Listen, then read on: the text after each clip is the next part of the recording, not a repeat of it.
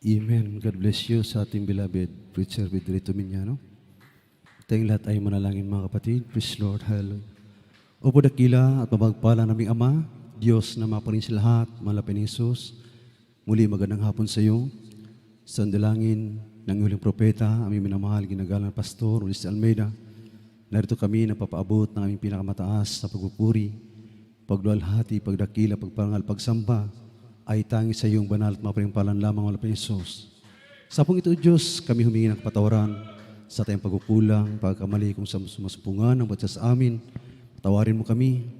At sa mga oras na ito, kami nagpapasalamat sa anong bahagi ng ibang gawain na pinagpala mo, sa paglalangis mo, sa papuring awitin, buhay na patuo, pag-awitan iba't ibang level ng choir, sa pagbibigay. At narito kami sa pakinig ng salita. Tulungan mo kami, Panginoon, yung bang lingkod, wala po akong magagawa sa ganang akin. Sa iyo ako umasa, nagtiwala ng karunong espiritual. Bigyan mo kami bersikulong pag-aralan.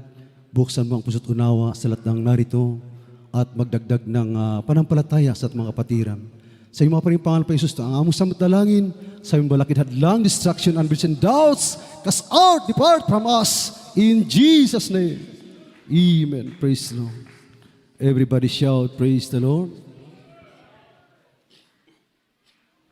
Purihin ang ating malapay ni Kristo, ang pinakamataas na pagpupuri, pagluwalhati, pagdadakila, pagparangal, pagsamba, ay tanging sa ating pinakamahal na Panginoong Hesus po lamang.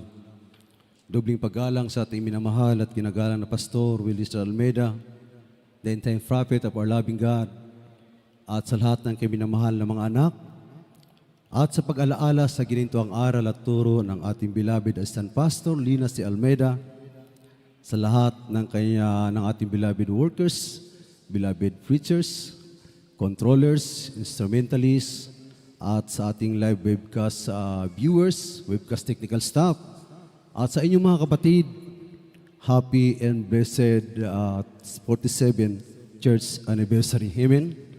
At welcome din sa ating beloved visitors, candidate for from different position sa ating City of Zamboanga, headed by our beloved former Honorable Mayor Celso Lobrigat. Thank you, sir, at magandang hapon. Maya-maya po, pagkatapos nito, bibigyan namin kayo ng pagkakataon. Amen? Sa ngayon po kami humingi ng inyong atensyon sapagkat tayo po nasa pinakamahalagang bahagi ng ating pagkakatipon, ang pag-aaral ng banal salita ng ating Malapanginoon. Ngayon po ay nag-celebrate po itong Jesus Miracle Crusade ng 47 Church Founding Anniversary. Amen? Ito po ay magmula ng 1975 hanggang 2022. Ngayon ang ating pag-aaralan, pamagatan nating The Jesus Church. Yan po, The Jesus Church. Pag sinabing The Jesus Church, this is the church that built by the living God. The church that built by Jesus. Amen? Ating unang basahin ng aklat ng Lucas, Kabanata 10, talatay 25 hanggang 29, at sundan natin mamaya sa Lucas 10, 30 hanggang 37. Amen. Praise the Lord. Dito po sa aklat ng Lucas, sa kabanata ay 10, at ang talata ay 25 hanggang 29. At narito, ang isang tagapagtanggol ng kautusan ay nagtindig at siya'y tinutukso at sinasabi, Guro, anong aking gagawin upang magmana ng walang hanggang buhay? At sinabi niya sa kanya, ano ang nasusulat sa kautusan? Ano ang nababasa mo? At pagsagot niya ay sinabi, iibigin mo ang Panginoon mong Diyos ng buong puso mo at ng buong kaluluwa mo at ng buong lakas mo at ng buong pag-iisip mo at ang iyong kapwa na gaya ng iyong sarili. At sinabi niya sa kanya, matuwid ang sagot mo, gawin mo ito at mabubuhay ka. Last verse, datapwat siya ang ibig magaring ganap sa kanyang sarili at nagsabi kay Jesus, at sino ang aking kapwa-tao? Amen. Sundan natin sa Lucas 10, 30 hanggang 37. Tuloy lang ang bata. Dito po sa aklat ng Lucas, ang kamatay 10, ang talatay 30 hanggang 37. Ito po nakasulat. Sumagot si Jesus at sinabi, isang tao'y bumaba sa Jericho na mula sa Jerusalem at siya ay nahulog sa kamay ng mga tulisan, na sa kanya'y sumasamsam at sa kanya'y humampas at nagsialis, na siya'y iniwang halos patay na. At nagkataong bumaba sa daang yaon ang isang saserdote na at nang makita siya ay dumaan sa kabilang tabi. At sa gayon din ng paraan ang isang Levita naman nang dumating siya sa dakong yaon at makita siya at dumaan sa kabilang tabi. Datapwat ang isang Samaritano sa kanyang paglalakbay ay dumating at kinaroon siya. At nang siya ay makita, siya ay nagdadalang habag at lumapit sa kanya at tinalian ang kanyang mga sugat at binuhusan ng langis at alak, at siya ay isinakay sa kanyang sariling hayop at dinala siya sa bahay tuluyan at siya ay inalagaan.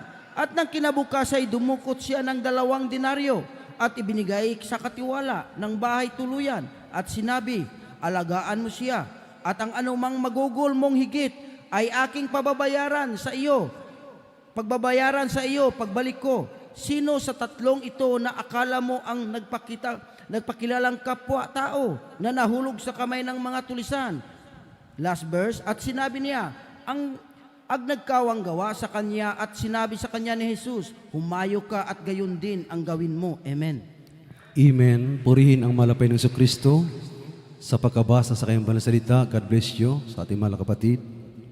Mga binamahal, isang lawyer, a certain lawyer, tagapagtanggol ng batas, sinubukan niya ang mahal na Panginoon dahil ang mahal na Panginoon sa Kristo ay nangangaral ng katotohanan.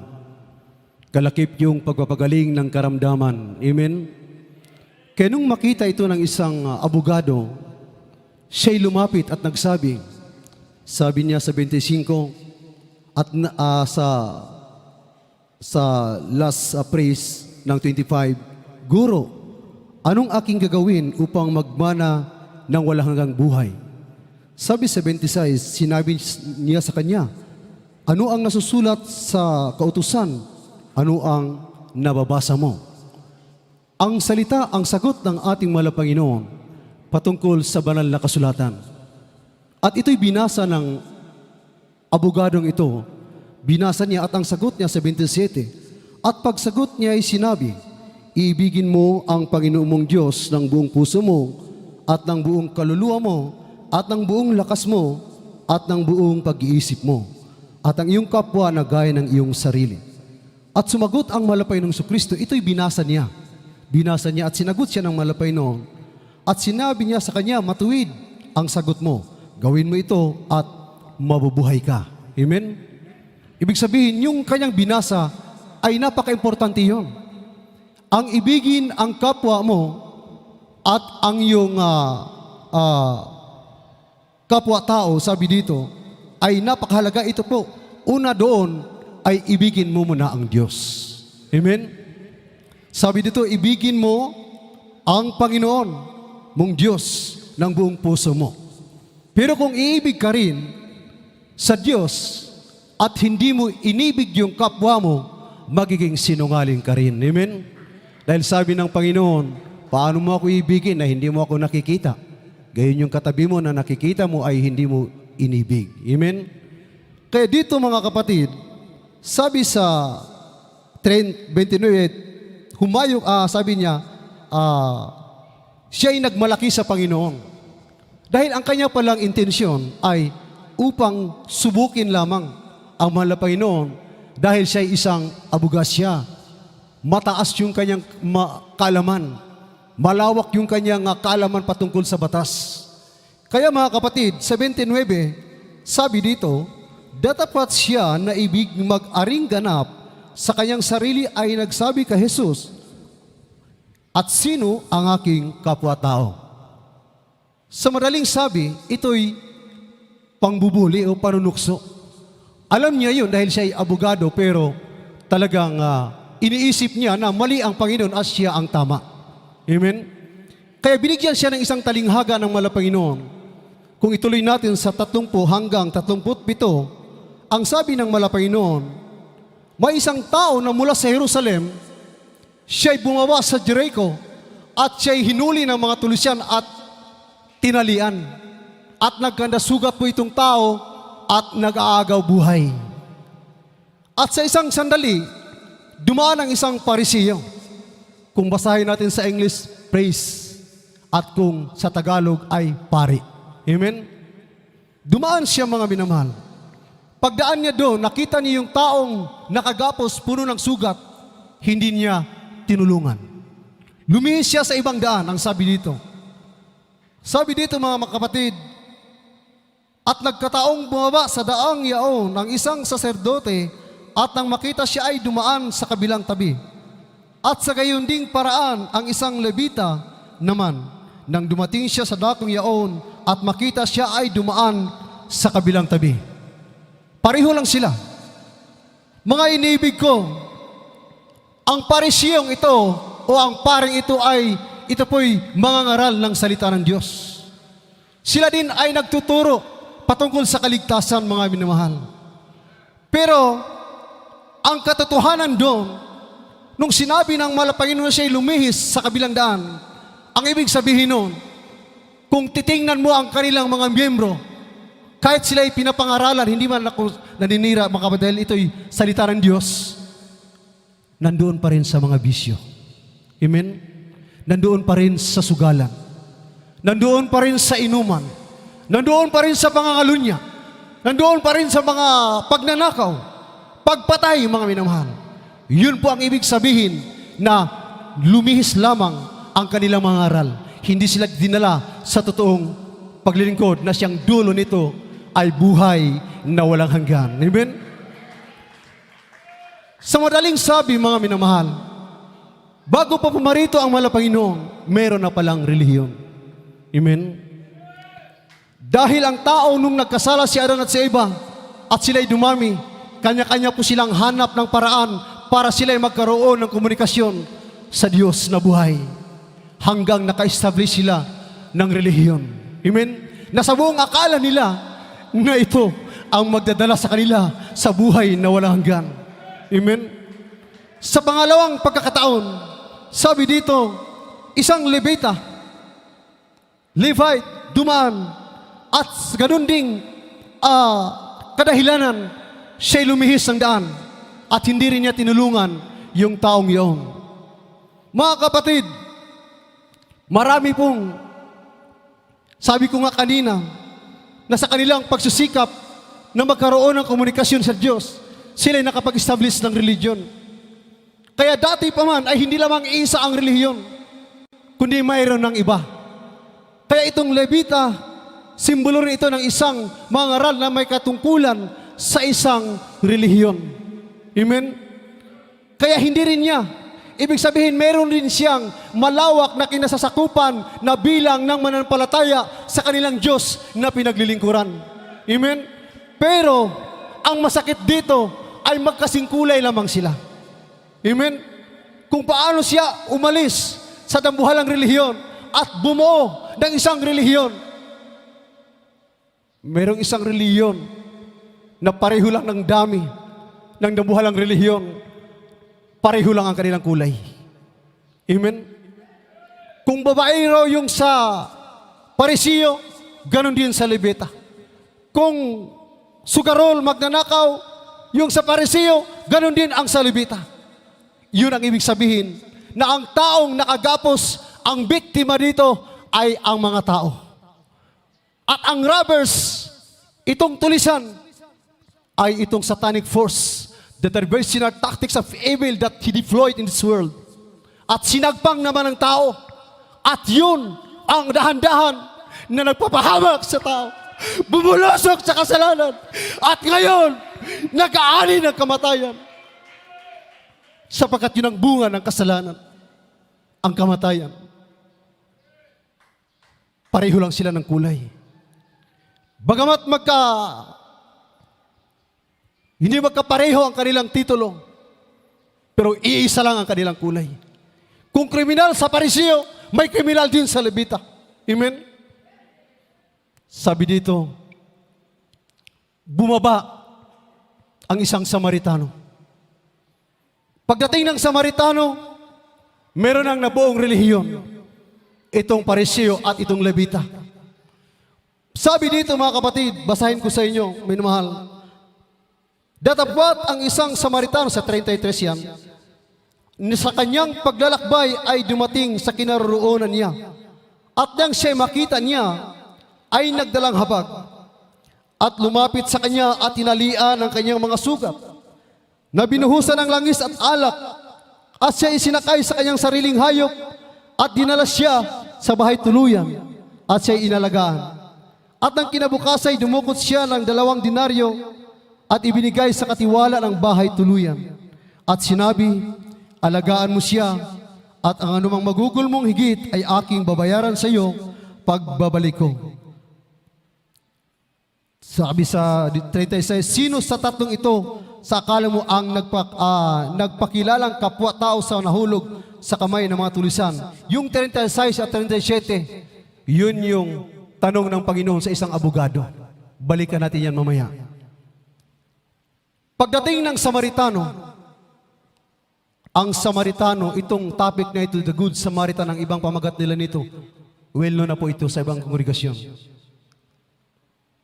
Ang Samaritano po ay ang Panginoong Jesucristo. Siya po yun. Nung siya'y nagkatawang tao, dahil nakita niya na pakalat-kalat ang tao sa lupa at kanya-kanyang direksyon ang lakad papunta kapahamakan, siya'y nagkatawang tao upang tubusin ang tao mula sa kasalanan at bigyang pagkakataon na makapaglingkod sa Kanya. Sabi dito mga minamahal, siya po'y, sabi dito, lumapit sa Kanya, tinalian ang Kanyang mga sugat. Ang sugat ng taong ito ay tinalian ng Panginoon.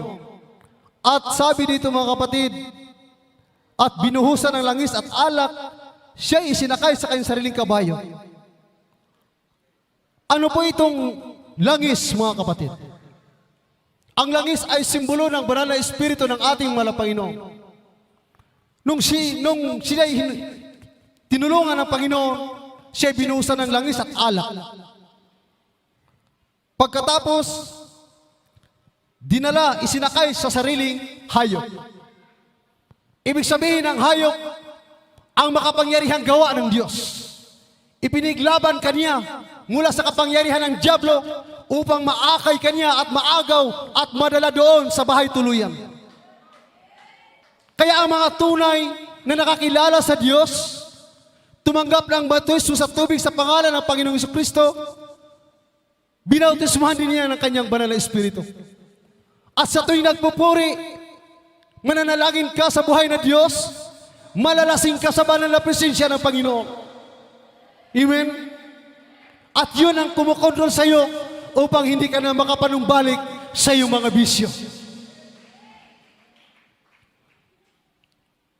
Sapagkat ang tumulong sa kanila ay totoong Diyos. Pero hindi pa niya itinayo ang kanyang iglesia. Siya pa lamang itong nangaral, mga inaman. Pagdating dito, sabi niya, makita niya, at lumapit sa kanya at tinalian sa 35, dinala siya sa isang bahay tuluyan, ang taong ito. Ang bahay tuluyan, yun po yung iglesia ng Diyos. Anong sabi dito?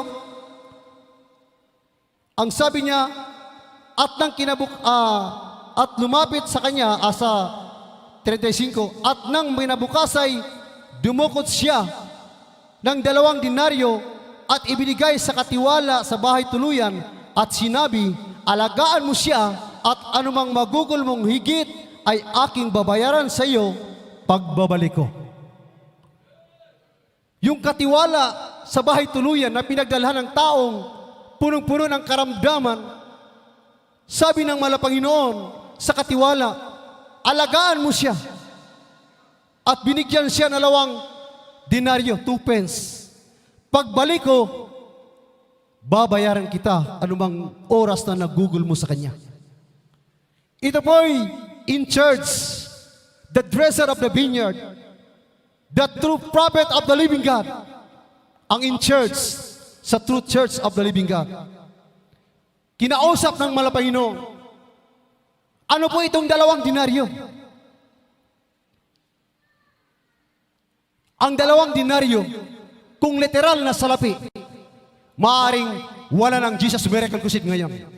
Dahil yung salapi na yun ay ubos na, pinakain sa mga taong yun na dinala ng Panginoon sa bahay tuluyan. Amen? Pero, dahil ang 2 denaryo na yun ay ang New and Old Testament, ang Ebanghelyo ng Diyos, ibinigay sa kanyang propeta. Alagaan mo siya. Paano ba tayo pinakain? Pinakain ba tayo sa magitan ng salapi ng ating mahal na pastor upang tayo mabuhay? Mga minamahal, ang ipinangako niya sa atin, ang salita ng Diyos, kung paano tayo mabuhay na may kabanalan, kung paano tayo mamuhay na may pagpakumbabang puso, paano tayo mamuhay na maging tapat sa lahat ng bagay. Amen? Kaya tayo nabubuhay, sabi ng Panginoon. Sabi na si abogado, umalis ka. Ganun ang gawin mo. Ngayon mga kapatid,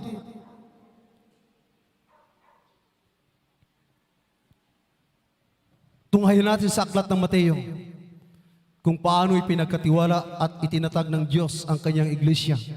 Matthew chapter 16 verses 18 up to 19. Amen. Dito po sa aklat ng Mateo at ang kabanata ay 16 at ang talata ay 18 hanggang 19. At sinasabi ko naman sa iyo na ikaw ay Pedro at sa ibabaw ng batong ito ay itatayo ko ang aking iglesia at ang mga pintuan ng Hades ay hindi magsisipanaig laban sa kanya. Ibibigay ko sa iyo ang mga susi ng kaharian ng langit at anumang iyong talian sa lupa ay tatalian sa langit at anumang iyong kalagan sa lupa ay kakalagan sa langit. Amen. Amen. God bless you mga kapatid. Purihin ka malapit ng Jesus sa pagkabasa sa iyong banal salita. Sinabi niya, noong naglalakad ang mga apostoles, habang sila'y nangangaral, marami silang naririnig na bulong-bulungan. Kung ibaba mo ang basa diyan, sabi nila, sino kaya ang taong ito? Sabi ng iba, siya si Juan Bautista. Sabi naman ng isa, siya si Elias. Sabi naman ng isa, siya si Jeremias o isa sa mga propeta. Nang tanungin ng Panginoon si Pedro, kayo, para sa inyo, sino baga ako? Sabi niya, ikaw ang Diyos na buhay. Sabi ng Panginoon, at sinabi ko naman sa iyo na ikaw ay Pedro, at sa ibabaw ng batong ito ay itatayo ko ang aking iglesia, at ang mga pintuan ng Hades ay hindi magsisipanaig laban sa kanya. At ibibigay ko sa iyo ang mga susi ng kaharian ng langit, at anuman ang iyong talian sa lupa ay tatalian sa langit. Anuman ang iyong kalagan sa lupa ay kakalagan sa langit.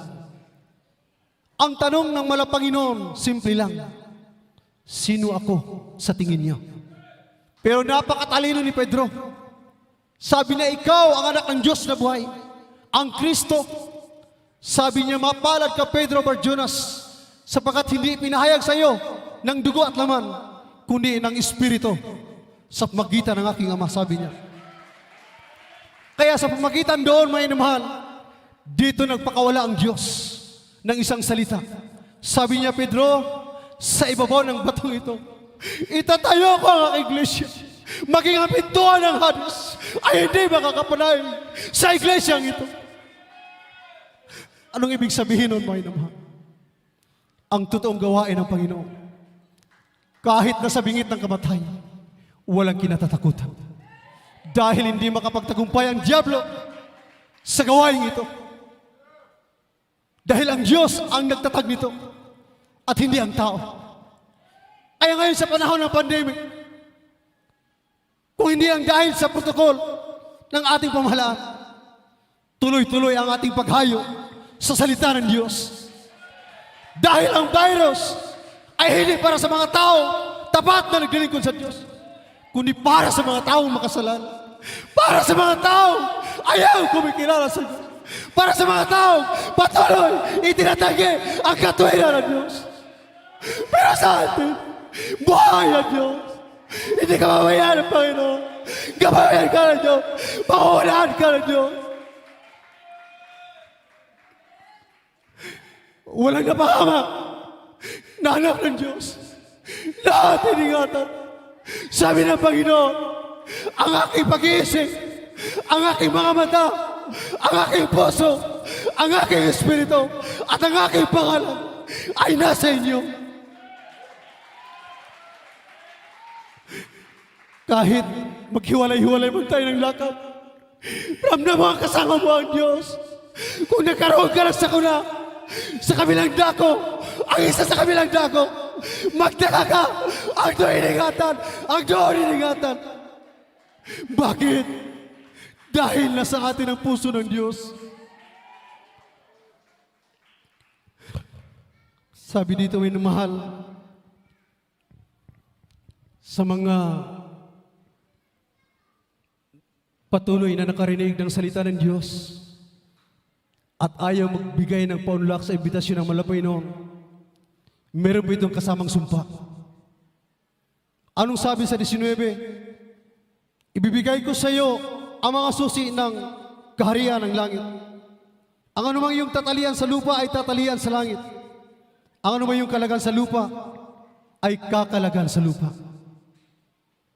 Merong combination. Kaya huwag tayong magkumpiyansa maging mananampalataya man. Kung mayroon kang kahinaan, pabalik-balik ka sa kasalanan, pwede kang i-condemn ng malapay noon. At ang karapatang yan, kapamahalaan yan, ay nasa kamay ng kanyang propeta. Ibinigay niya mga inuman. I-honor po yun ng malapay noon.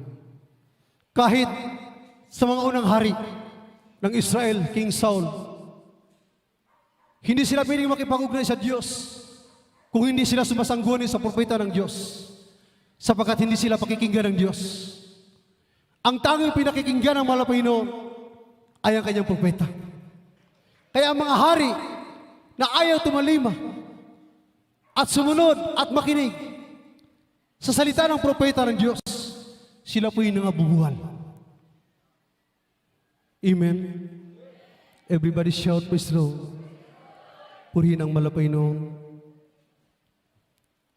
Kaya sa ating panahon ngayon, sabi ng malapay noon, bago ako bumalik at magdalang may malaking galit sa lupa, susuguin ko muna si Propeta Elias. Basahin natin Malakay chapter 4, verses 5 up to 6. Dito po sa aklat ng Malakayas, ang kabanatay 4, ang talatay 5 hanggang 6. Ito po ang nakasulat. Narito, aking susuguin sa inyo si Elias na propeta bago dumating ang dakila at kakilabot na kaarawan ng Panginoon at kanyang pabagbalik loob ang puso ng mga ama sa mga anak at ang puso ng mga anak sa kanilang mga magulang. Baka ako'y dumating at saktan ko ang lupa ng sumpa. Amen. Amen. God bless you mga kapatid. Purihin ang malapay noon sa pagkabasa sa kanyang banal salita. Susuguin ng malapayin si Elias. Hindi pa dumating ang galit ng Diyos. Meron tayong timeline, 7 years of tribulation. Ang first half noon, 42 months, equivalent 3 years and a half. That is the wrath of Satan. Amen? At ito yung pandemic ngayon. That is the wrath of Satan. Ang sinumang masukol ng pandemic na ito, yung mga wala sa totoong paglilingkod sa Diyos. Araw-araw sila magbibilang ng patay at dadaing sa Diyos, pero hindi sila pinakikinggan. Mga kapatid, ang taga-Jesus Miracle Crusade nakaranas din ng pandemya. Merong di makahinga. Isa ako doon. 1 month ako. 2 beses bumalik pero wala akong gamot na ininom. Nagpuri lang ako sa Diyos. Pinagaling ako ng malapay noon. Ibig sabihin, sabi ng malapay noon kay Job, Kay Satanas, nung patayin siya ni Satanas, sabi niyo ng Panginoon, Satan, save his life. Iligtas mo ang buhay ni Job. Ibig sabihin, the power and authority is placed on the hands of the living God. Hindi ka kayang patayin ng sakit kung hindi ipahintulot ng Diyos. Dahil sabi ng Ezekiel, bawat tao na namamatay na makasalanan ay nasasaktan ang mahal na Panginoon. Bakit? Dahil meron tayong mga kaluluwa. At hindi ka pag-aari ng demonyo. Pag-aari ka ng Diyos. Kaya nais ng Diyos, sabi dito, bago darating ang aking galit, ipamadala ko si Elijah, si Elias. Iyan po ang aming mahal na Pastor Willister Almeida. Papanumbalikin niya ang puso ng mga ama sa mga anak. Ganon din ang mga anak sa mga ama. Bakit ganon ang pananalita ng Panginoon? Dahil ang tao ay suwain. Maging ang magulang, nagumon sa bisyo. Pakalat-kalat ang anak sa daan. Walang pinag-aralan ng mga anak. Dahil sa bisyo ng ama. Ganon din ang anak. Kung matuwid ang magulang, ang anak naman ang suwain. Kaya sabi ng mahal na Panginoon, bago darating ang aking sumpa at matinding galit, ipapadala ko si Elias upang ipanumbalik ang relasyon ng mag-ama. Ibig sabihin, magkakaroon tayo ng peace, inner peace. Amen? Tingnan niyo ang buhay ng Kati Jesus Miracle Crusade. Ako dati, isang Muslim. Hindi pa ako Kristiyano. Isa pa akong Muslim. Tausog, hapsuba ng mama ko. Tinawag lang ako ng mahal na Panginoon. Pero yung mga kapatid ko, mga Muslim sila, hindi sila naparito. Isa rin akong drug addict.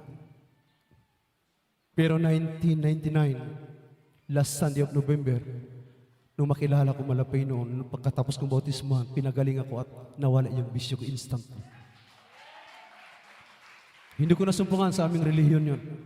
Dahil mismo ang papa ko, hindi man sa paninira, bago magsambahayan, bago maghugas na ninigarilyo.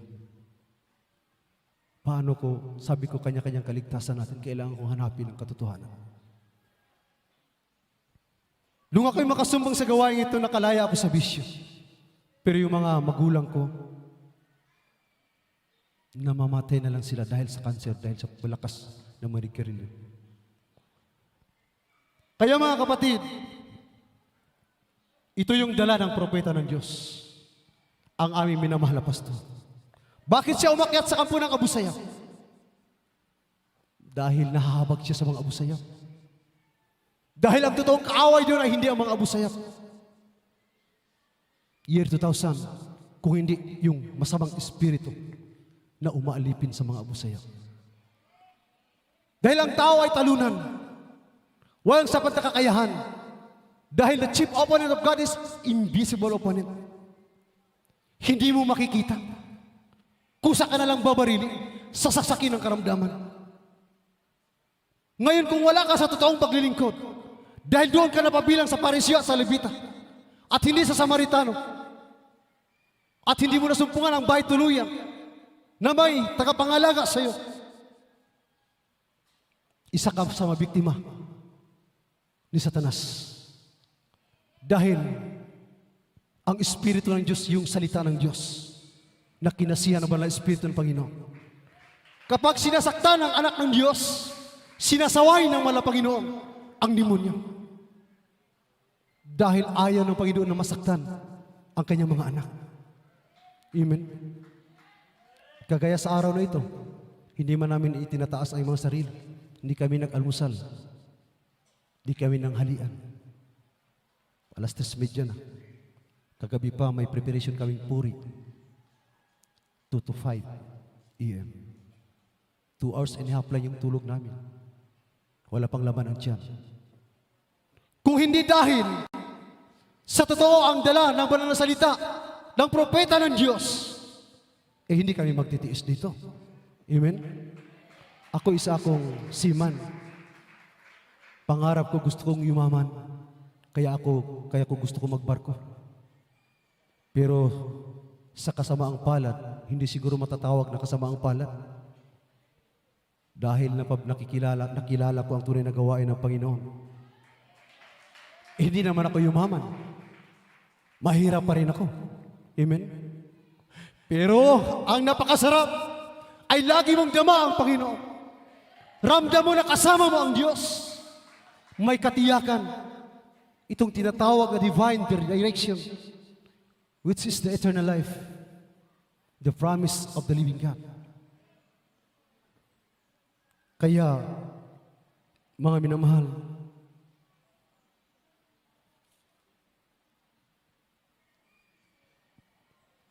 basahin natin ang huling talata natin. Maganda natin mga awit manunugtog.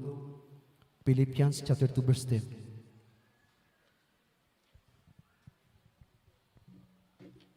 Dito po sa aklat na nagka-Pilipos, ang kabanatay 2, ang talatay 10, ito ang nakasulat. Upang sa ngalan ni Jesus ay iluhod ang lahat ng tuhod ng nangasa langit at nangasa ibabaw ng lupa at ang nasa ilalim ng lupa. Amen. Amen. Bakit ka gumaling? Dahil yung nagkalag sa'yo, nagbuhos ng sugat mo, at nagdala sa'yo sa bahay tuluyan, ay ang Panginoong Hesus. Anong sabi? Kung unawain mo ang versikulong yan, yung perfect definition yan is the King of Kings. Amen? Siyang hari ng mga hari. Bakit? Sino ba ang tao sa langit na dapat luluhod sa pangalan ni Jesus? Di ba mga anghel? Kung mayroong Diyos Ama doon na walang pangalan, isang tiyak na bagay, luluhod din siya sa pangalan ni Jesus. Amen? Kaya napaka-insulto sa isang ama yun. Kahit dito, ako, bilang ama ng tahanan, paluluhurin ka ng iyong anak, hindi pwede yun. Amen? Sabi dito, may namahal, ang mga tuhod sa langit ay luluhod sa pangalan ni Jesus.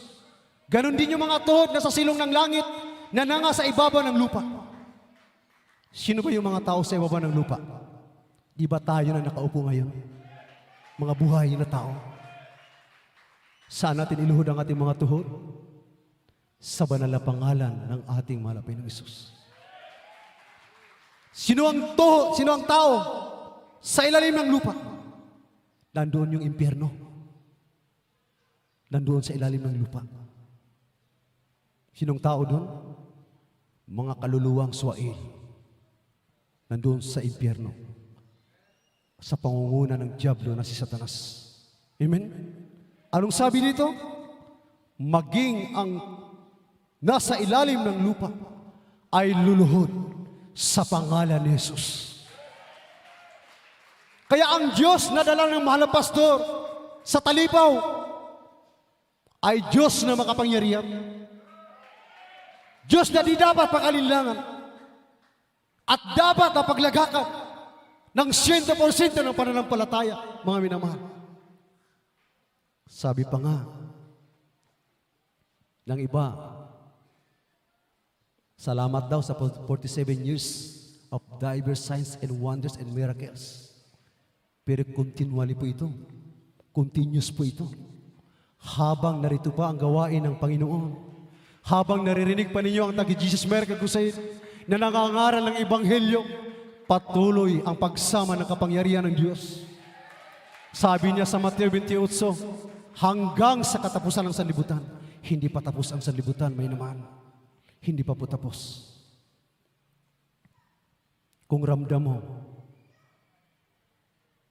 lalambot ang puso mo, makikita mong umiiyak ang mga anak ng Diyos. Yan po ay pagkatok ng Panginoon sa iyong puso. Ibig sabihin, nandito lang ang malapay, no? Bakit? Dahil mahal ka niya. Hindi lang kami, hindi lang mga Kristiyano, maging mga Muslim, lahat mahal ng Diyos. Dahil iisa lang ang Diyos, hindi lang tumutugma yung kanilang paglilingkod. Kaya mga kapatid,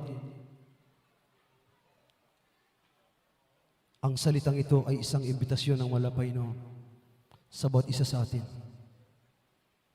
Maging kami man, kahit mahirap gawin ang walang kain-kain na pangangaral, ay pinagsikapan namin magampanan dahil ramdam namin na may katiyakan sa buhay na walang hanggan. Kung lulobin ng Panginoon na pipikit ka sa lupa, kung wala kang tahanan sa lupa, doon ka nakatira sa silong ng puwente o sa sementeryuhan,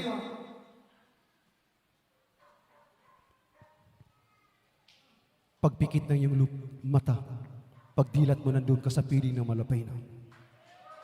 Wala ka nang maramdaman.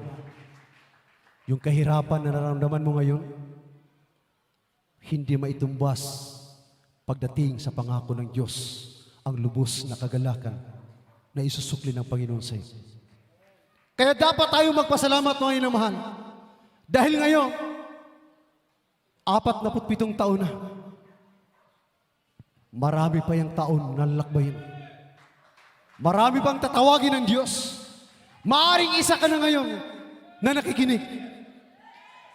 Sabi ng Panginoon, today is the day of salvation. Tomorrow is not the promise of the Lord. Kung kailan mo narinig ang salita ng Diyos, ngayon itinakda ng Diyos sa iyo ang kaligtasan. Dahil hindi natin tiyak ang ating buhay, ang direksyon ng ating mga buhay. Kaya sa mga nakakilala sa Diyos, magpasalamat tayo may namahalabang tayo maawit. O Jesus, nasaan ako kung wala ka?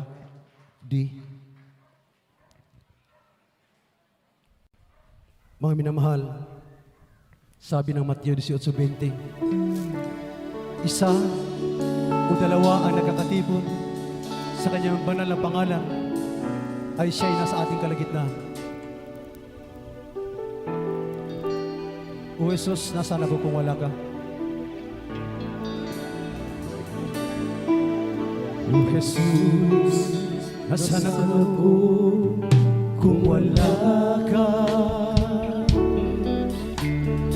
Ano kaya buhay ko kung wala ka? Marahil ako'y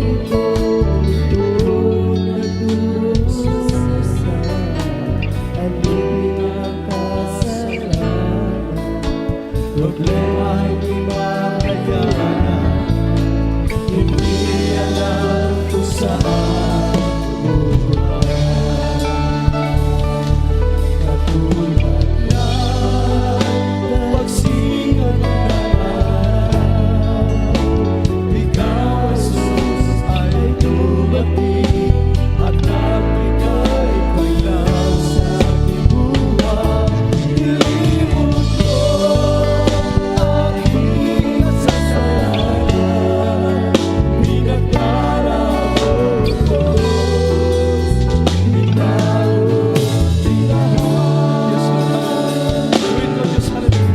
Magtitinag ka na kilala sa piling kong alato, iligaya.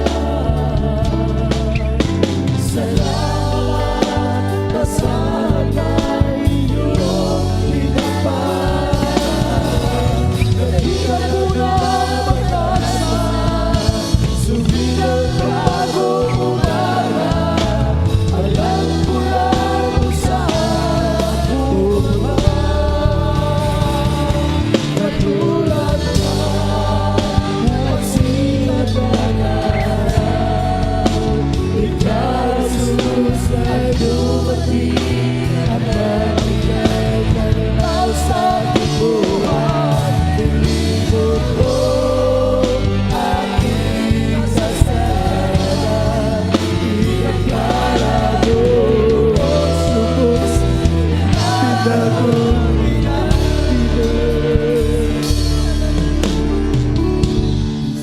Nasaan ako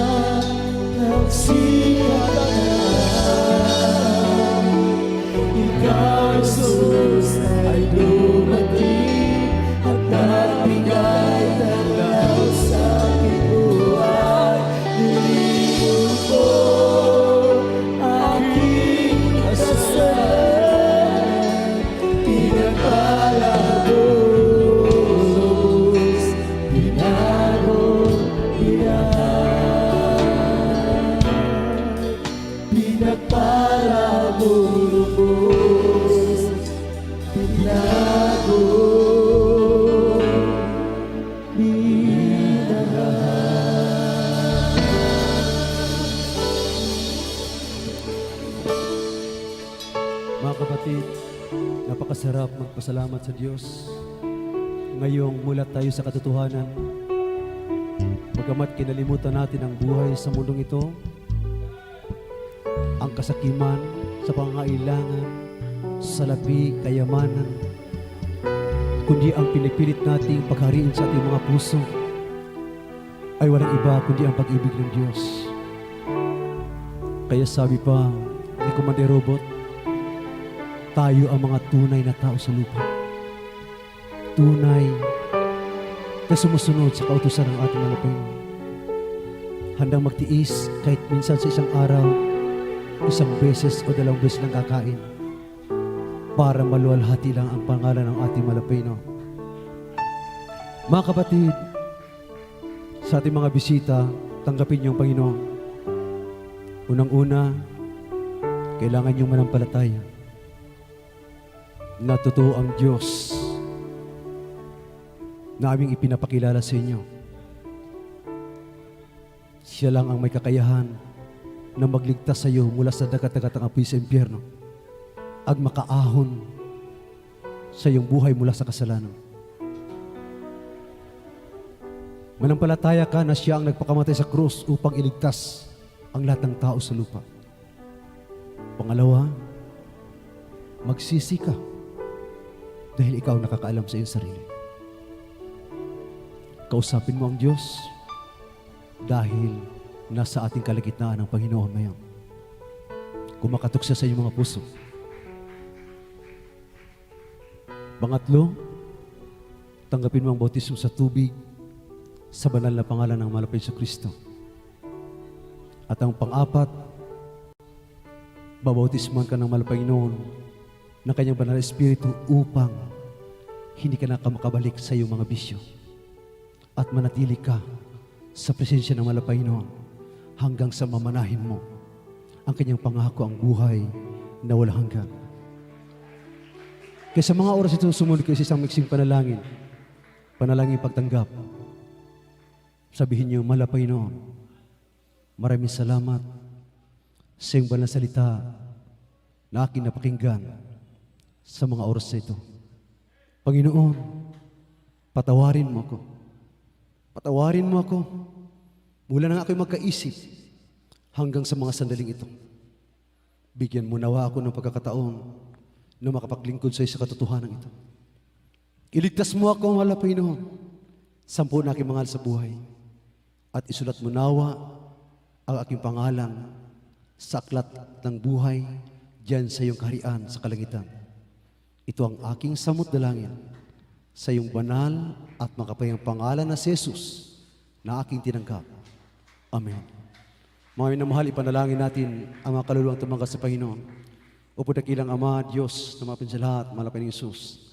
Sundalangin namin ang Pastor Luis Almeida. Panginoon, narito kami nagpapasalamat sa mga kaluluwang tumanggap sa iyo. Panginoon, bigyan mo silang pagkakataon makapagligod sa iyo. Sampu na kayo ng mga sa buhay, ligtas mo sila, iahaw mo sila sa kasalanan. Dahil mo sila sa katotohanan ito. Baguhin mo kanilang buhay at pag-asa ng buhay na walang hanggan. Ipangako sa kanila ganun din kung paano mo kami pinangakuhan ng Diyos. Ito ang aming samot dalangin. Sundalangin ng Pastor Luis Almeida in Jesus' name. Amen. Praise the Lord.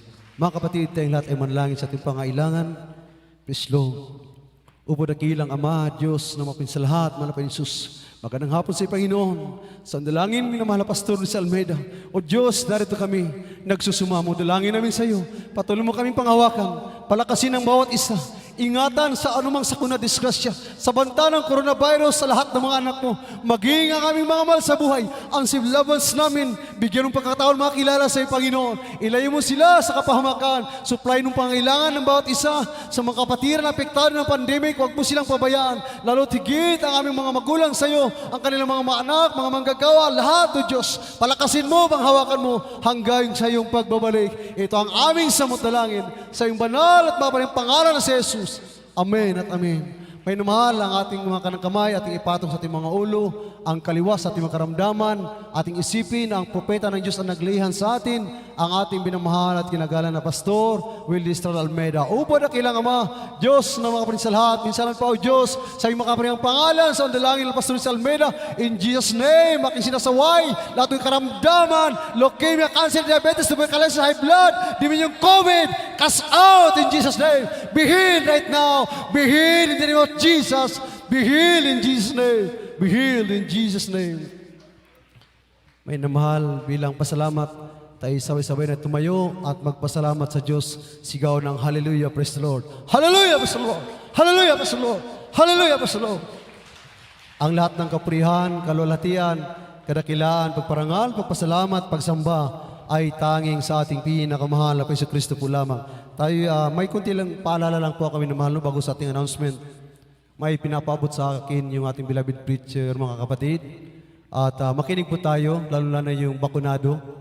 Sino po yung mga bakunado? Sabi ng ating beloved children, ng anak natin minamahal na pastor, mag-alay kayo ng ayuno 5 days. O kung kaya niyo mga minamahal. Dahil hindi natin alam kung kailan mag-trigger yung duration ng vaccine.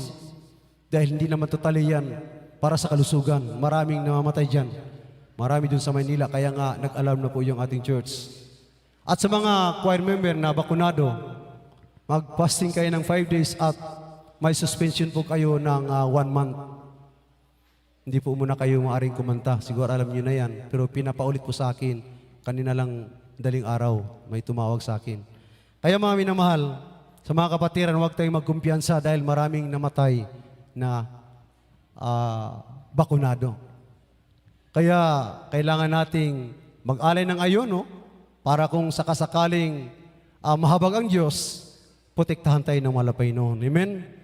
At kung hindi man, doon ka sa piling ng ating malapay noon. Amen? Kaya kailangan natin mag-ayuno, mga minamahal. Mag-alay po kayo ng ayuno, yung mga bakunado po. Atin pong ibigay ang pagkataon sa ang announcement sa ating beloved preacher, Roger Oliveros. God bless you po sa ating beloved preacher John Ali. Bago tayo mga minamahal sa ating mga announcement, mga minamahal, kukuha muna tayo ng special offering para sa karagdagan ng pag-ayos ng ating chapel, mga minamahal. Ito ipanalangin natin beloved brother Darwin Julian.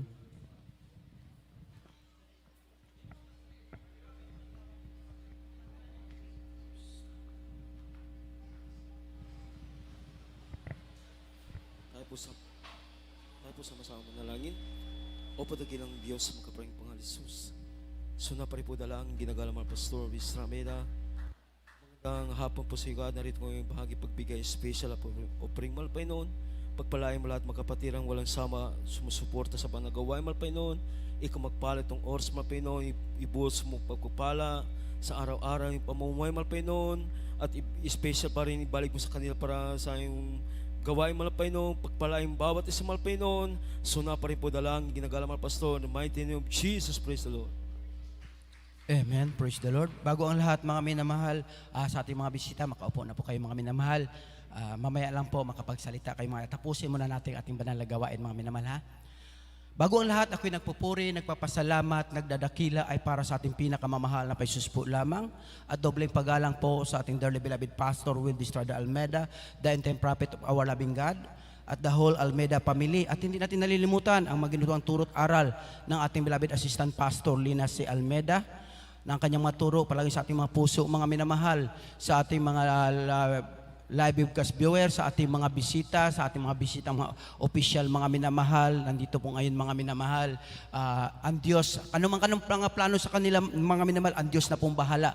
Ang amin po, prayer para sa inyo mga minamahal, na kayo pag-ingatan ng ating pinakamamahal na Jesus, mga minamahal, na kayo patnubayan ng ating pinakamamahal na Jesus. At ang ating mga announcement mga minamahal, ang ating banal na gawain 3 week, sa isang linggo mga minamahal, 3 beses sa ating midweek, alas 2 ng hapon mga minamahal, alas 6 ng gabi, at ang ating Friday service alas 2 ng hapon hanggang alas 7 ng gabi. Ang ating Sunday service mga minamahal, alas 10 ng umaga hanggang alas 3 ng hapon. Lumagpas lang tayo ngayon mga minamahal dahil church anniversary at mayroon tayong mga bisita mga minamahal, kaya pinagpala tayo ng ating pinakamamahal na Panginoon Jesus. Palakpakan po natin mga minamahal ang ating pinakamamahal na Panginoon Jesus. Alam po ninyo mga minamahal, yung mga bisita natin mga minamahal, may plano ang Diyos sa bawat isa sa kanila. Sila'y tatawagin balang araw ng ating pinakamamahal at sila'y gagamitin ng ating pinakamamahal na Panginoon Jesus sa ibang paraan mga minamahal, sa kanilang mga posisyon mga minamahal. Tayo ang ating magagawin sa kanila, tayo lang manalangin para sa kanilang mga minamahal. At ang ating Jesus Miracle Hour, huwag niyong kaligtaan, 7 to 8 p.m. araw, gabi-gabi mga minamahal, mapapakinggan natin. I-subscribe ninyo, i-share ninyo mga minamahal para mapakinggan mga minamahal ang mga himala na ginawa ng ating pinakamamahal na Panginoon Jesus mga minamahal. At sa ating mga sa ating mga kapatiran mga minamahal, pagkatapos ng ating closing prayer, huwag muna kayong tumayo. Diyan lang muna kayo mga minamahal at pakinggan natin ang sasabihin ng ating mga bisita mga minamahal. Pakinggan muna natin ang kanilang sasabihin mga minamahal, ang mga plano nila mga minamahal. Tapos mga minamahal, ipag-pray natin sila mamaya mga minamahal, dahil ang Diyos ang bahala sa kanila mga minamahal. Ang atin prayer ang para sa kanila mga minamahal, dahil ang prayer masigit sa lahat mga minamahal. At sa ating mga beloved mga kapatiran, mga minamahal, maraming salamat dahil ako'y bumabati rin ang 47-year anniversary ng ating banal na gawain mga minamahal, kung saan nag-umpisa 1975 hanggang ngayon mga minamahal. Ng mga karamdaman natin ay pinagaling ng ating pinakamamahal na Jesus. Walang gamot-gamot, libre mga minamahal. Sa panalangin lang, pinagaling tayo ng ating pinakamamahal na Jesus mga minamahal. Kaya sa ating mga kapatiran, huwag muna kayong tumayo pagkatapos na ating closing prayer dahil pasalitain natin mga minamahal ang ating mga bisita.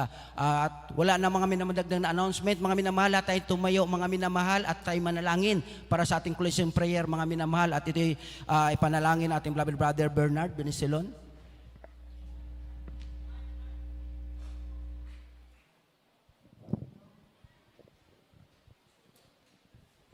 Praise the Lord, hallelujah. Opo, dakila naming Ama, makapangalan sa lahat, sa nung dalangin ng mahal Pastor, Evangelist Luis de la Almeida, mahal na Panginoon sa mga oras ito.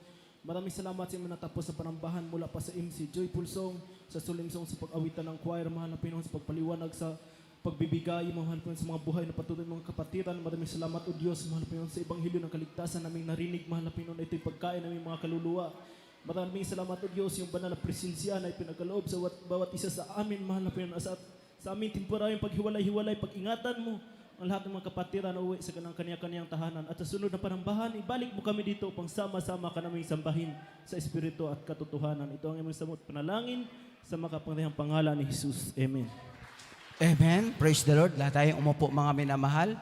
Pagkatapos na magpakasalita nating bisita mga minamahal, lumapit tayo magpalians mamaya mga minamahal.